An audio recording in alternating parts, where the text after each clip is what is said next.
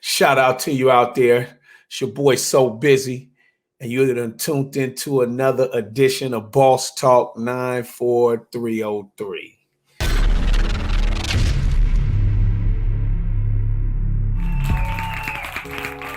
You done tuned in again to hear what I got to say, and I appreciate that. So, sit back thinking earlier today, we sit up and talk about getting money because, we live in a capitalist society. See, it's capitalist society, so you got to have money. I mean, you got to have money to just even live. You need money for air. You need money for water. And those are the two most basic gifts that there is. Air. If you hot in the summer and you turn on an air conditioner, you paying for that. You drink bottled water or you even cut the water on to take a shower, somebody's paying for that. So we got to get to the paper. So that goes without saying. But what I want to talk about today is mental health. And not mental health in the sense of being crazy or, going through a particular trauma. As Black people born and raised in, some of the areas we're born and raised in too. A lot of things we go through, a lot of things that's normal, a lot of things that we accept, a lot of things that we deal with aren't normal. We shouldn't be accepting, and we shouldn't have to deal with it. And that's all this is unscripted. This coming off the top. And off the top, so it's not normal for 14, 15, 16-year-olds to go to funerals of their friends. Like, that's not normal. To the average person, 28, 29 years old, that may live in different areas, more affluent areas, they may have never been to a friend's funeral unless it was an accidental death. Maybe they was in a car wreck that died, maybe a house burnt up. And that's few and far between that those people have to deal with that. As Black people in the areas that we grow up living in, that's normal. It's normal to get collect calls or go to jail to go visit a relative. That's normal at young ages. So we grow up with some of these things, and some of these things, we get older, we don't know how to compartmentalize them. We have problems dealing with them. And, Black people, men especially, we have so much pride. We don't want nobody to feel like nothing hurts us. We've even glorified, going to prison or being shot. Yeah, I took 5 shots, and that's glorified. No, that's not. There's nothing glorified about being shot at, somebody trying to kill you. There's nothing being glorified about going to jail, taking chances to go to jail for months, weeks, years of your life in jail. But we don't even know how to deal with the pain with that. So we flipped it to a positive somehow. That's crazy.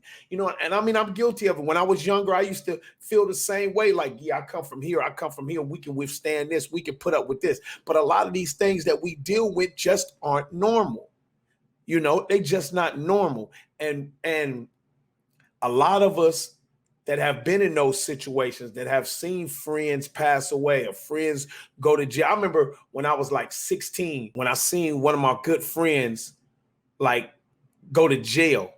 And so, I hadn't been to jail up until that time. At that time, I didn't, I wasn't committing crimes at 15 and 16 or things like that. My family, for the most part, 90% of my family grew up in the church. So Monday through Sunday, the church had things going on. Plus there was basketball courts at the gym, at the church. And that's where, that's where my after school activities were mostly between there and the boys club. But at that time I wasn't into crimes. So long story short, when I seen my friend, a good friend of mine, go to jail, and I remember his mom saying, because he went to juvenile, and then he was going to YA because he was 2 years older than me. He was 17, about to be 18. So he wasn't old enough to go to prison yet, but he was 17, about to be 18. So his mom was like, he's going to be gone for 2 years. And I remember at 16, I was like, dang, 2 years. Like, I thought that was an eternity. 2 years. He was going to jail. He was going to be gone for 2 years. Like, I didn't have no concept of what went on in jail or none of that. So, those type of things. Like, for me, somehow, I don't know if that made it acceptable to me that, okay, if I'm doing things wrong, I'm probably going to have to go to jail. So maybe at somewhere along the line in my mind, it was like, okay, I'm willing to take that chance, because if I got to go do 2-3 years, that's just a hazard of the game. That mindset alone is mental health, is a mental health issue. That mindset alone, that mindset of a 15, 16, 17-year-old going to friend after friend after friend's funeral who's been shot and killed, like that's bad mental health right there. So then as we get older, these things we accept, these things we deal with just have us in a bad place. And I think unless we get to a situation where some positives come into our lives and we can redirect our focus and our energies and our mindsets, a lot of us suffer from these things and we might don't even know we suffer from it. You understand what I'm saying? So I said that to say the main mental health I'm talking about right now is the fact that as Blacks, and I'm not racist or nothing, I'm just talking to my people now because I see this as a disease that we have as Blacks. Why is it just so hard to just give it up to the next person? Why is it so hard to feel like somebody else may be doing better than me? I can't allow that. I'm not going to be comfortable with that. Why is that the case? Why is it a problem that I'm not going to say most, I don't know the stats and nothing, but a lot of Blacks only want to see you doing good if they doing good. If they not doing good, they don't want to see you doing good. And they damn sure not going to put in the call or make the plug for you to do good. That's for sure. That's for sure. And I just don't understand that, because I don't have that issue. I know that for a fact. I run around all the time introducing this person to that person and not even expecting or wanting anything out of it. Like that, once again, whoever said the game is to be sold, not told, please let that be a phrase that you use maybe just strictly in business. But I don't need to buddy hustle. Like if I know somebody want their house painted, and my friend over here, he's a painter, I don't have to be the in-between into that to get something out of it. Oh, okay. How much you gonna charge? How much you willing to pay? You willing to pay $4,000? Hey, she willing to pay $3,200 so that I can make $800. Nah, dude, she want her house painted. Hey, I got somebody that can paint your house. Period. That's how that's supposed to go. Period. I don't need to interact like on the back end. Hey, when he pay you, he gonna pay you this. Just hand me that on the side. No, I don't need to do that. We don't need to do that.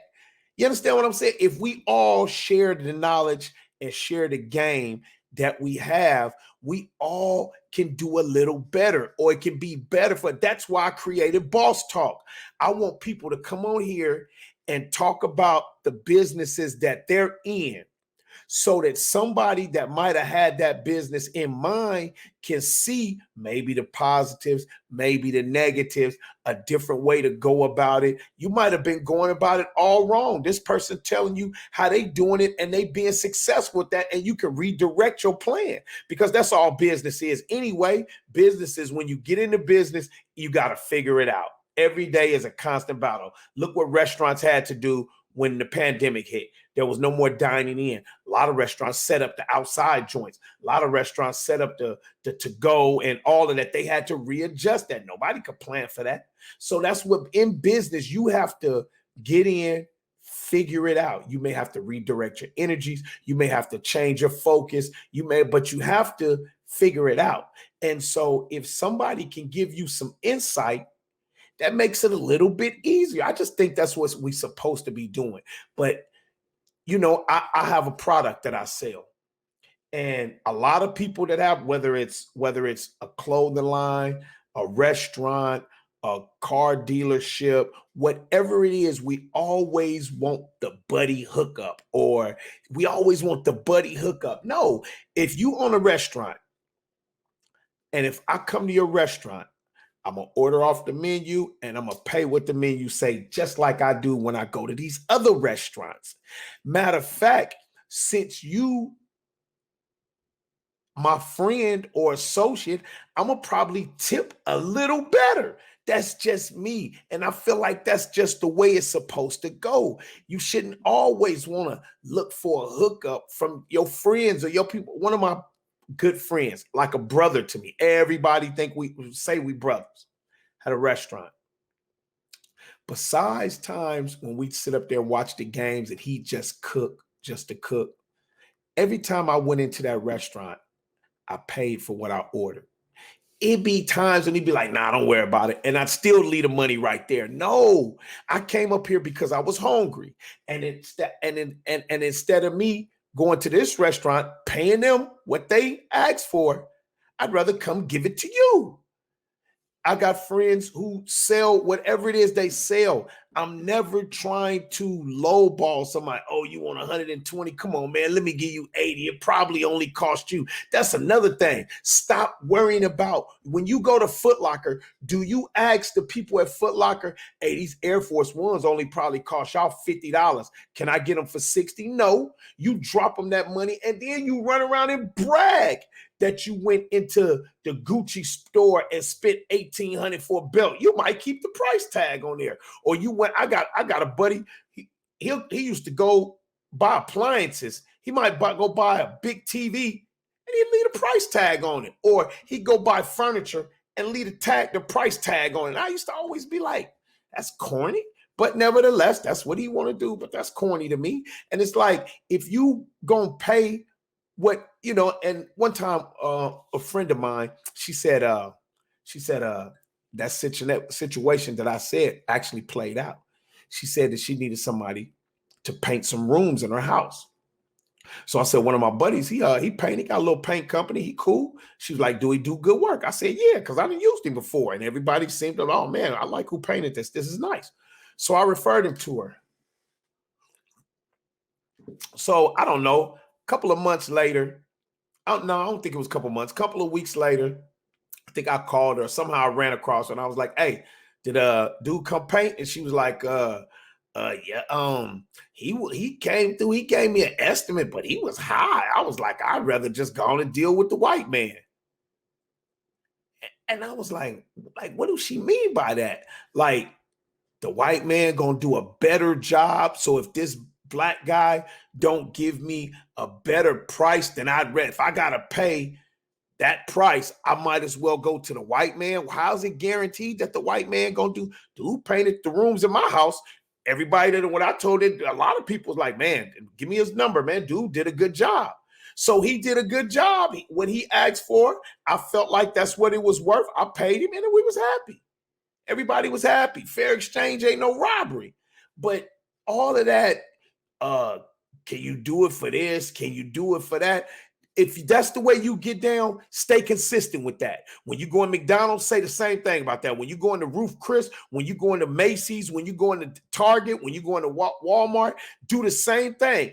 And if they got sales, I know some people, I only buy stuff on sale. Okay, that's cool. But you still giving them the sale price. You giving them what they asked for is the bottom line. If the price say I want $90, but it's on sale for 60, they want 60. You can't give them 50.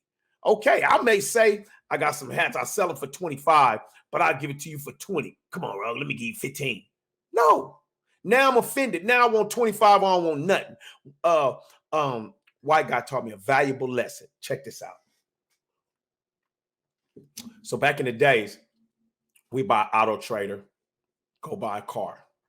So You always figure that in an ad, if somebody say they want 2,500, they'll take 2,000. Some people would be like, they'll probably take 1,800. He really only want 1,500. Okay, cool. So I went to go buy a car, and it was a car that I wanted. I don't remember if it was a Buick or a Chevy I was buying. And at that time, it wasn't considered an old school because I'm talking about back in the 80s. So it might have been a 70s car. So I get there with the dude. So I fired up. Oh man, I want this. I'm like laughing on the inside because I can't believe I actually found this car. So the dude we talking. So I'm like, I don't remember exact figure, but let's just say he wanted 2,500. I said, man, I got 2,000 with me. And he's like, well, I'm asking for 2,500. I gotta have 2,500. And I was like, I can't give you 2,000. And he was like, nah, I need 2,500. That's why I listed it for 2,500 because I think it's worth 2,500 and that's what I want. So I was like, well, can I go get 2 or 3 more hundred from somewhere? He's like, stop. He's basically like, stop, sir. I'm cool. I don't want to sell you the car. Now, these ain't the words he's saying, but this was the gist of the conversation. Sir, I'm cool. I was asking 2,500 for this car. I'm only going to sell it if I get 2,500. And he said, this is what he said verbatim. He said, sometimes you have to pay what a man asks for. From that day, I've never been the haggle over the price. Because if somebody say they want $1,000 for something, if I can't pay $1,000, I don't do it. Or I may let them say, well, I'll take 900 or I'll take 800. But if I'll be like, how much you want for that? I want 1,000. Ah, damn, I ain't got that. Well, what you got? Now you open the door for the negotiations. I didn't.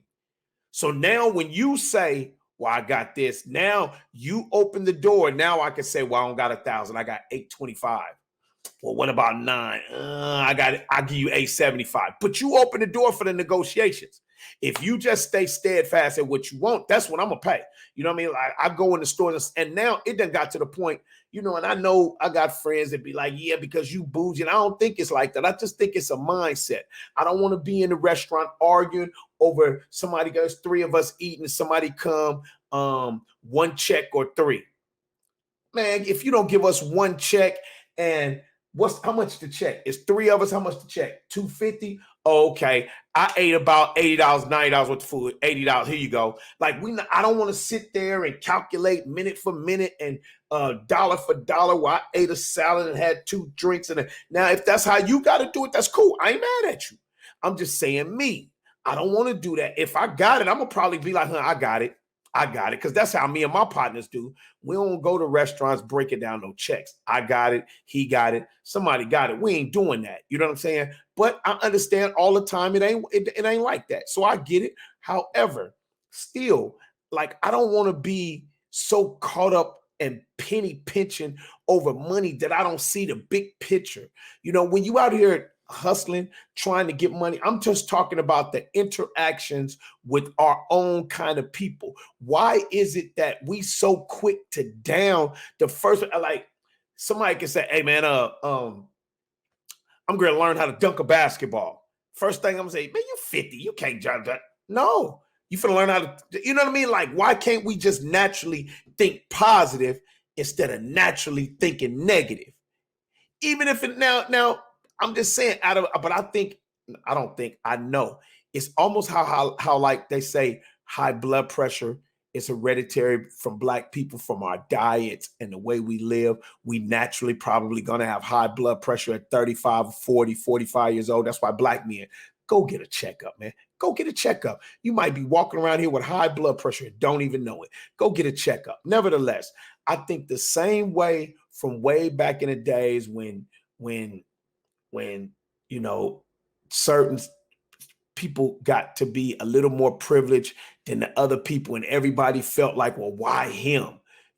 Why him? Why not me? So then you get to hating on him because it's not you. It's that crabs in a barrel. So instead of me lifting you up so then you could get out and then reach your hand over and help grab me. I'd rather hold your leg down so you can't get out and can't none of us get out. That's crazy. Y'all stop that, man. Stop that. Stop doing that. That is not healthy.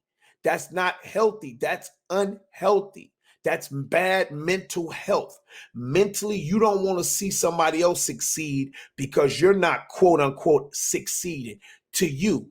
So stop that. If you feel bad that somebody is achieving something or somebody has something, if your girlfriend or your partner pull up, girlfriend, I'm talking to the ladies, and when I say your partner, I'm talking to the men. If one of your compadres pull up and they in a brand new car, you should be happy for them. You shouldn't go get off the phone and be like, yeah, such and such came over here. I ain't gonna lie, the Suburban was clean, but if it was me, I would have got it. And then plus, how much that he probably paying for that? That's just going way too far. Just be happy for people, man. It's so hard out here for us dealing with everything we deal with that we got to fight each other. Our lives aren't worth anything to us. You know, we'll have these black kids are out here slaughtering each other. You know why? Because that person he killed, life don't have no value to him. That's sad. That has got to be sad. And I'm not all real religious. You know, I am spiritual. I do believe in a higher power, but I think being raised up in the church that I was raised up in, and being like, I think I was taught, and I always had compassion for other people. I can't sit and just watch injustice to people. I don't care what color they is. I don't want to see people hurting other people for no reason. Now, you know, if you do something to me and then I do something back to you, like just because you push me don't mean I have to push you back. If you push me and I punch you, I'm not wrongerer. I know that may not be a word, but I'm not wrongerer. You shouldn't have pushed me. My reaction was to your action. You pushed me and I swung. So don't do that. Don't push me. I don't swing. Everybody's happy. You understand what I'm saying? Why can't we value each other as people? And I know all of this sound preachy and gospel, but we gotta say it as an older person, as a person that done been through things, a lot of things, been around, seen people on all sides of the globe, you know, from all sides of the hood. I went to schools with mostly all whites coming up, and then I went to schools mostly with all blacks. I've dealt in a white world and I've dealt in a black world, so you know I understand that. Now that don't mean that there ain't hate amongst people. Hate ain't just a black thing. I'm just saying that our numbers are so small as a community. We should at least, I mean, the most obvious thing about us not being united like we should be is how many trillions of dollars we spend with other people a year. If from my estimation, there's just right off the top of my head, I think it's a couple trillion. A couple trillion. Do you know how much money $1 trillion is? They running around saying that Kanye, Jay-Z, and them, they billionaires, and that's great. But do you know what? Like, I don't even know if they said somebody's a trillionaire. Like Bill Gates got, you know, 200 billion or something like that. He's a peon to a trillionaire. So $1 trillion could help if it stayed in our community long enough. If it went from the girl at the beauty salon, because 9 times out of 10, when you go to the girl at the beauty salon, when you pay her money, when she leave that night, she may stop in the hood and get gas, and then that gas station ain't owned by us, probably. But let's just say it is. Let's just, for argument's sake, say it is. That from that gas station, the next time she spend that money, it's probably not going to be in our community.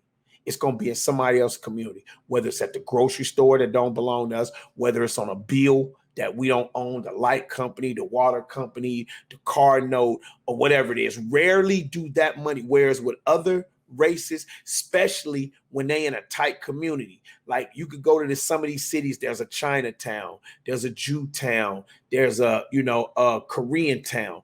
But them people come and they shop with each other as long as possible until the money has to go out. But they shop with each other as much as possible to help circulate the money, because we just wasn't taught that. We wasn't taught that. We grew up thinking that everybody, I grew up literally probably till I got 12, 13 years old. I didn't know broke white people. I thought all white people had money, and I thought all blacks was broke because I wasn't around no affluent blacks. I'm not saying that it wasn't. I'm just saying I wasn't around them on a regular to see. Now I was around some blacks who were quote unquote successful as blacks. Like he might had a good job, she had a good job, they was raising a couple kids, they lived in a nice area, they had a couple nice cars, they had a color TV when everybody else had black and white, they might have had a remote when everybody else had to still get up and change the channel. But I'm just saying, so I wasn't raised up around enough of those people for that to be the norm. A lot of times, a lot of us, the first glimpse we got of that was the Cosby Show. The first glimpse that we got of quote unquote affluent blacks was the Cosby Show. Most of us didn't know no people like that. I didn't, that the husband was a doctor and the mama was a lawyer, but there was people out here living like that. I'm just saying most of us weren't around those people, because a lot of times, even those people, when they get to be successful, they don't stay in the hood. They move out to other people, go over there with them other people. Whereas that would help keep the value of our neighborhoods worth it if the professional people stayed in the neighborhood and didn't feel it, and stayed in the neighborhood, and instead of leaving out the neighborhood, because now there's no positive images in the neighborhood. The doctor moved, the lawyer moved, they went to school, they became successful, they left, the judge left, the police officer left, because everybody felt like they don't want to deal with that decay, because we don't want to deal with it from within. We want somebody to come in and deal with it from the outside. And that's not good, because the people that's dealing with it from the outside don't care nothing about us. So long story short, if the doctor stayed on the block and all the professional people stayed in the neighborhood where they're from, let's just hypothetically say that happened.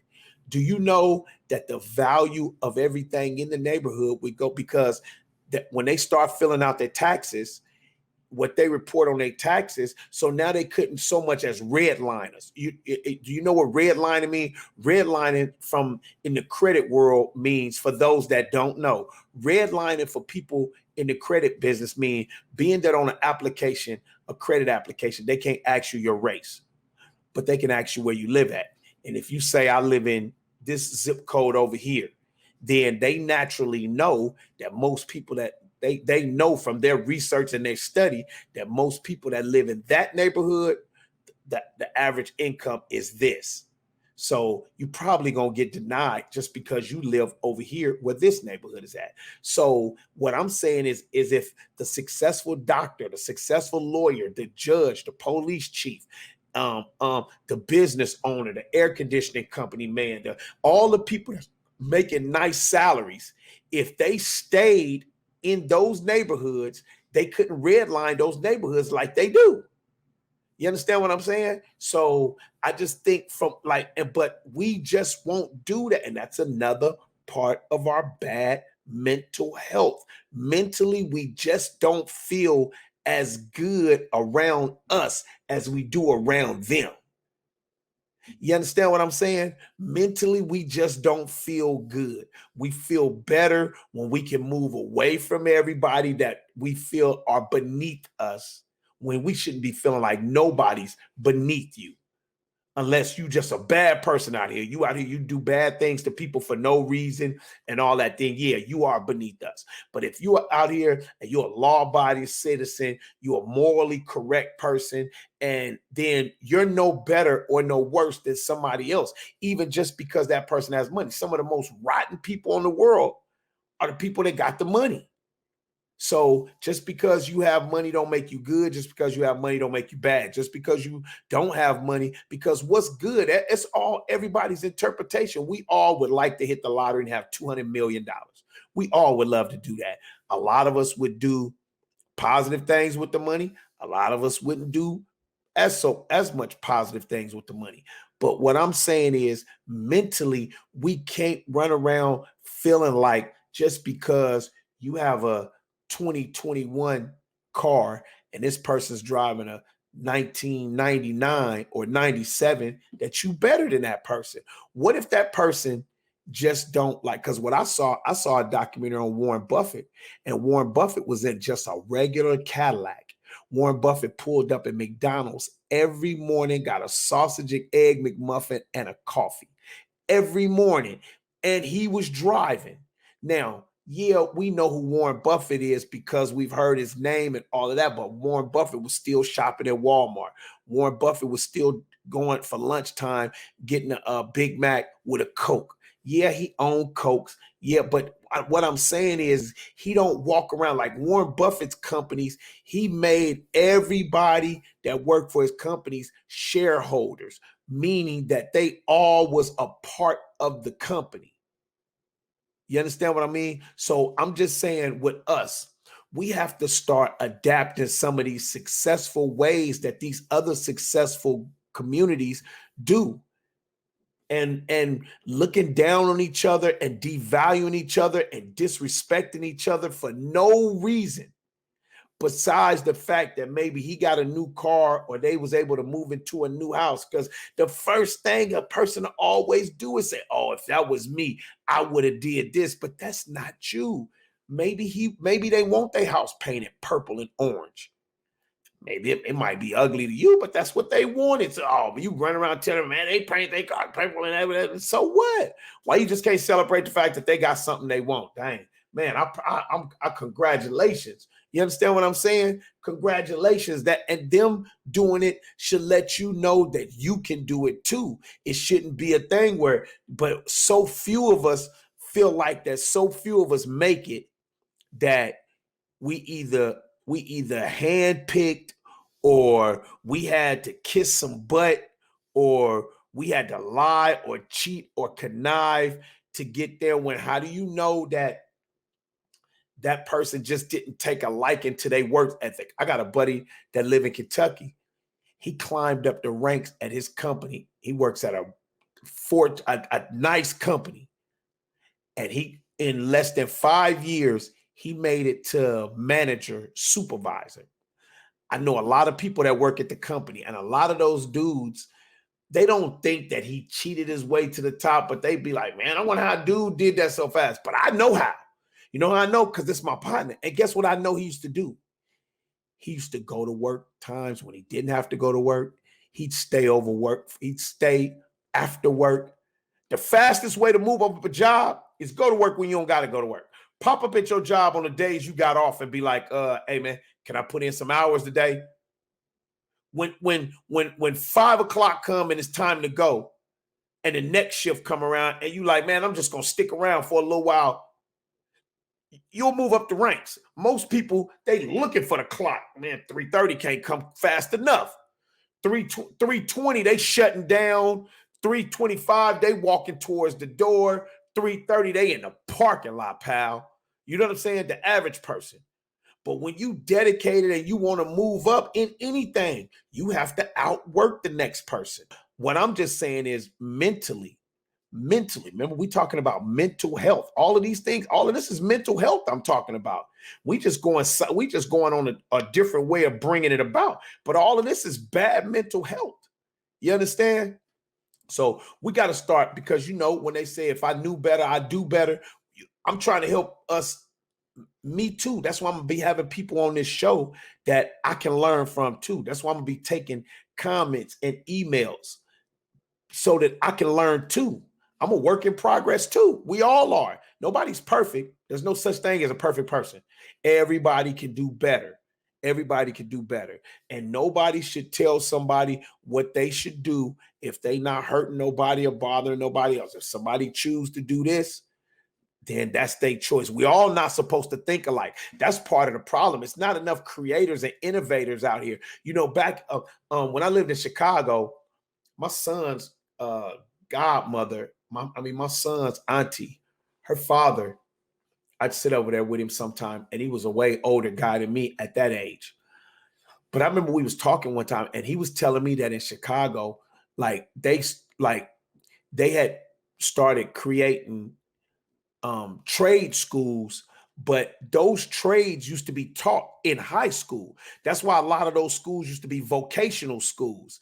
A lot of the schools was Simeon vocational, this, that vocational. And at those vocational schools, you know, some still do it now, but they taught nursing, they taught welding, they taught auto mechanic, they taught a lot of these things. They taught industrial cleaning. Some of these things that you have to go to, that you have to pay to go to school for now. So if you didn't get it at high school, let's just say in high school, you know, you was wild. You was running around. You was kind of fly. So you messed with a lot of girls. You played sports. You wasn't really focusing on what it was you wanted to be. So now those same things are in trade schools. You go to school to be what's the lowest thing a nurse? What is it, like a CNA or something or whatever, or to do industrial cleaning. I have a buddy that owns an industrial cleaning show. I'm gonna get him on here one day, and he talk about, because he make good money doing industrial cleaning, because he started out, he franchised under this one big company. He started putting his work in. He started being on time, punctual, doing the job that he was, once again, doing the best of job to his ability. Never not getting those people's offices clean when they're supposed to be clean, never making up the excuses and all of that. Now he's doing his own thing, and he's got a lot of contracts. He went to college, and he have a regular day job that he makes good money on, but he's like, this started out as a side hustle. That's why I say you don't have to quit your job to still be a boss, because he worked a job for a major company, but then on the side, he loved money, and he still had the creative spirit. And I remember when he kind of first started out 10, 15 years ago, maybe longer than that now. And he worked his way. Now he got a lot of contracts, and he be putting other people on now. He ain't never charged nobody I know for the put on, because that's not what we supposed to do. He already eat. He don't got to eat off your plate and his plate and somebody else's plate. That ain't what we do. You know what I mean? That ain't gentleman. That ain't fly life. You know, you understand what I'm saying? So whatever it is you're doing these days, if you gonna outdo what, you know, not even outdo somebody else, but if you're gonna outdo what you was doing, if you was making $30,000 a year. So if you make $40,000 a year, and you come home, you get off work, you pull up, you do the little household duties, whatever it is, where you got a couple kids coming in, you get them ready for their house, a homework, you feed them, whatever that is you do. And then you plop down on the couch. And now you on social media, you on Facebook, Instagram, Twitter, you watching every reality show that come on, or whether you watching sports, whatever it is that you're doing, okay, for entertainment, because you feel like you worked a hard 8 hours of work. Okay, cool, do that. However, don't complain when all you still make is $30,000. Don't complain. Be happy that you make that money. You come home, you do your social media, and then you watch your TV. Be happy with that. Don't sit around and don't call somebody like me talking about I'm broke, I'm this, because I'm gonna be like, good, you broke. Because if you was really feeling that way when you came home and you took care of what you had to do with the kids or the house, instead of the social media, unless that social media is making some money, unless you advertise it, unless you promote. If you advertising and promoting on that social media, okay, cool. But then those 3 or 4 hours from 8 to 11 when you go to bed, if you're not doing nothing with that, you mean you're not taking an online class, you're not reading some stuff to try to learn something to help you make more money either where you work at or on the side. Because a lot of people work jobs. My cousin, she work a job. She another boss though. She work a job, but she got a whole side business selling juice. and tea. I mean, it's liquid crack. I mean, the people come, she's doing pretty good at it, but she knows how to do it. She don't sit around and watch a whole lot of TV because cuz want money. Cuz like money, and cuz is creative. Cuz is always doing something creative, whether she cooking, whether she making her juices, whether she managing her husband's band, whether they traveling, going to shows, and they creative, they doing things. She's a boss. You understand what I'm saying? So those are the kind of people that we need to be intertwining ourselves with, is more and more creative people. And we are. I see a lot of it going on. I'm not saying it don't go on. I see it, but it need to be more. We need to be more, and we need to stop with the hate. We need to cut back on the hate. That's bad mental health. Whether you believe it or not, it's, that's bad mental health, and bad mental health is just as bad as bad bodily health. It's just as bad, because the head is the head. So if you're not thinking right, that's part of the thing. We don't think right, we don't eat right, we don't act right, so we wrong. So we got to start respecting each other more. We got to start understanding each other, and we got to, if you got demons, don't be so prideful that you won't talk about it, because you got to get it out. We can't keep hiding these pains inside of us. If talk to yourself. Some of the best conversations I have be with myself. Some of the best conversations I have be with myself. Sometimes I'll be like, man, why'd you do that? That was some BS. Do that even make sense? Like, how did you come up with the solution to do that? I don't always be answering myself, but I definitely talk to myself, because I can look in the mirror and say, you know what? That was crazy that you did that. That was dumb. That was a bad move. You have to own it. You gotta own your stuff. Own your stuff. Whatever you do, if you do it bad, you do it wrong, it's okay. Own it.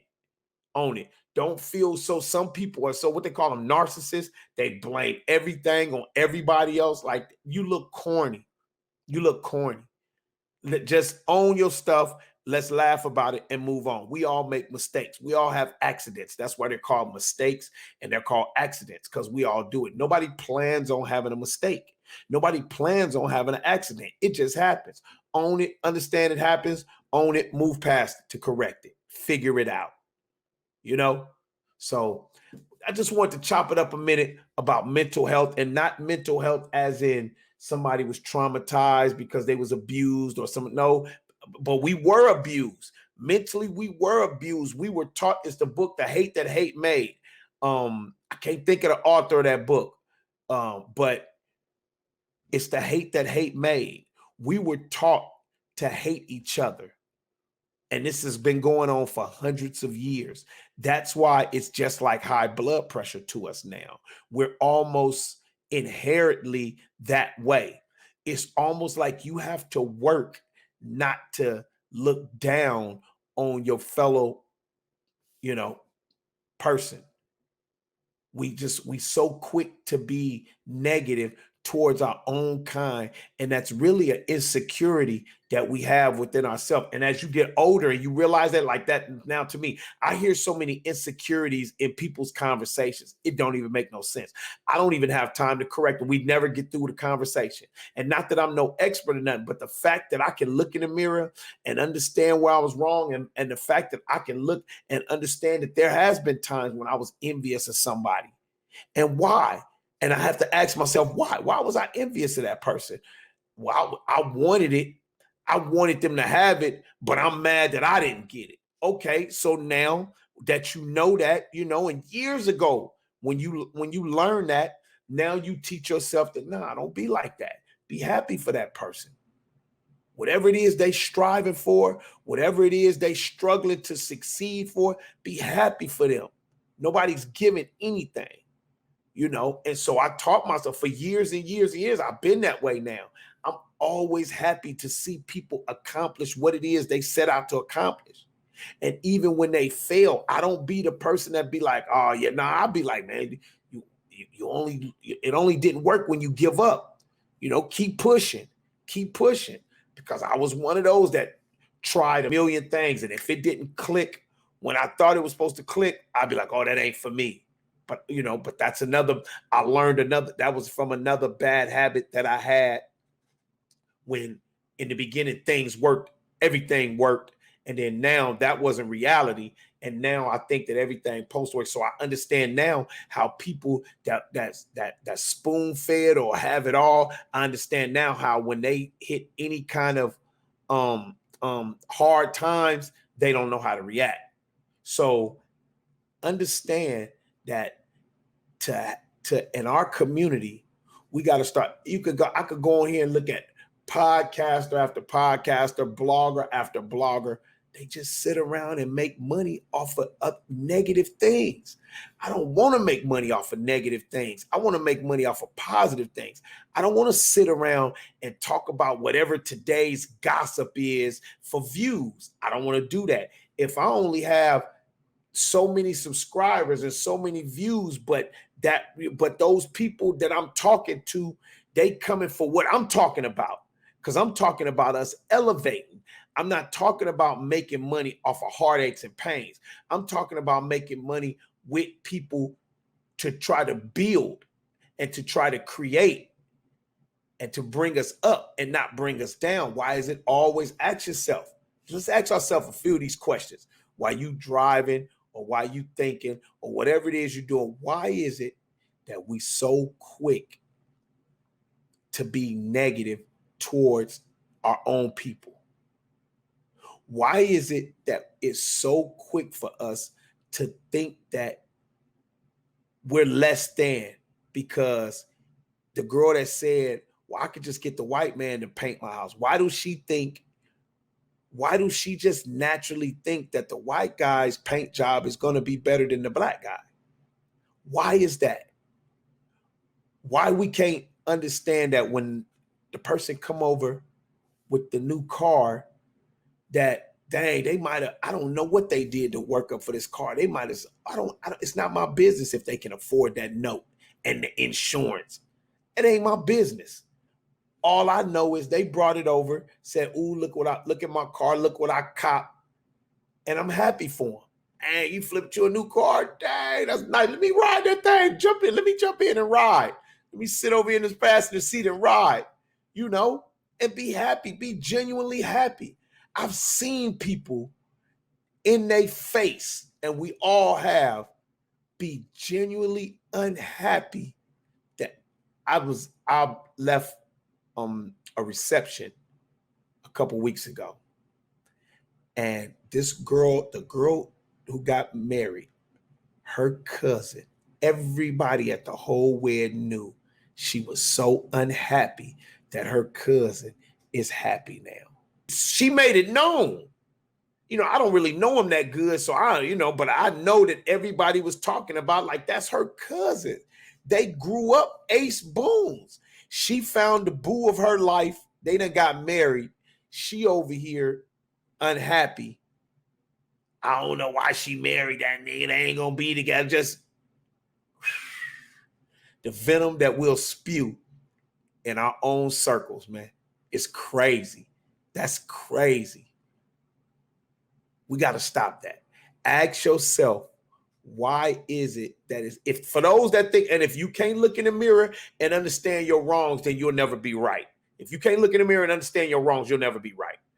But if this is you, look in the mirror and ask yourself, why is it that I don't respect my people in my community like I should?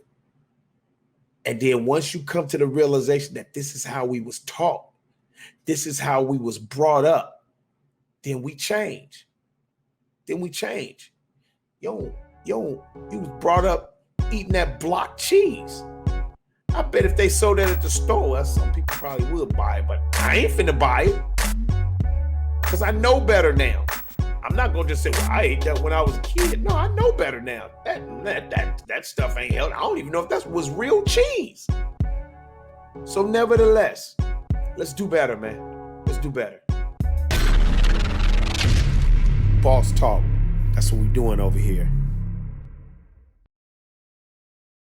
Hey, yo, thanks for tuning in to Boss Talk 94303. If you like the content and the interviews that you're watching, hit that like and that subscribe button for us.